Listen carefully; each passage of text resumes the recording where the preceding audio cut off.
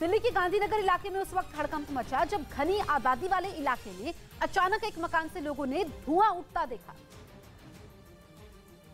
देखते ही देखते मकान से आग की लपटें भी निकलने लगी। धीरे धीरे आग विकराल होने लगी और बिल्डिंग के दूसरे और तीसरे फ्लोर को भी अपनी चपेट में ले लिया। देर शाम लगी भीषण आग की खबर पाकर मौके पर दमकल विभाग की 8 गाड़ियां पहुंची, लेकिन घनी आबादी वाला इलाका होने की वजह से आग बुझाने में काफी मशक्कत करनी पड़ी। बताया गया कि जिस बिल्डिंग में आग लगी उसमें रेडीमेड कपड़ों का काम होता है। इसी वजह से आग बहुत तेजी से फैली और उसने बिल्डिंग की पहली और दूसरी तीसरी मंजिल को भी अपनी चपेट में ले लिया। गनीमत ये रही कि हादसे में किसी आदमी को कोई नुकसान नहीं पहुंचा। आग किन कारणों से लगी थी अभी तक ये साफ नहीं हो पाया है, इसीलिए दमकल विभाग ने आग लगने के कारणों की जांच की बात कही है। बेलारूस ने अमेरिका को अब तक की सबसे बड़ी धमकी दे दी कि अगर उस पर हमला हुआ तो यूरोप बर्बाद हो जाएगा।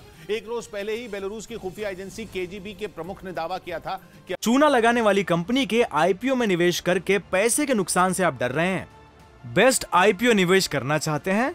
फ्रीडम ऐप को डाउनलोड करें, आईपीओ निवेश में एक्सपर्ट बने। अमेरिका हमले की तैयारी कर रहा है और उसकी वायुसेना के लड़ाकू विमान बेलारूस की जमीन पर बमों की बारिश करने वाले हैं।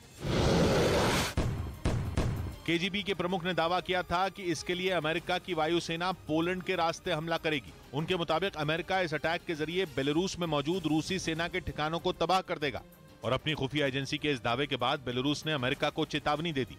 हालांकि इसके लिए उसने पोलैंड के नाम का सहारा लिया। बेलारूस ने दावा किया कि अगर पोलैंड की तरफ से हमला हुआ तो यूरोप का अंजाम बुरा होगा। यानी बेलारूस ने पोलैंड को यह संदेश देने की कोशिश की कि अमेरिकी वायुसेना अटैक के लिए उसकी जमीन का इस्तेमाल न करे।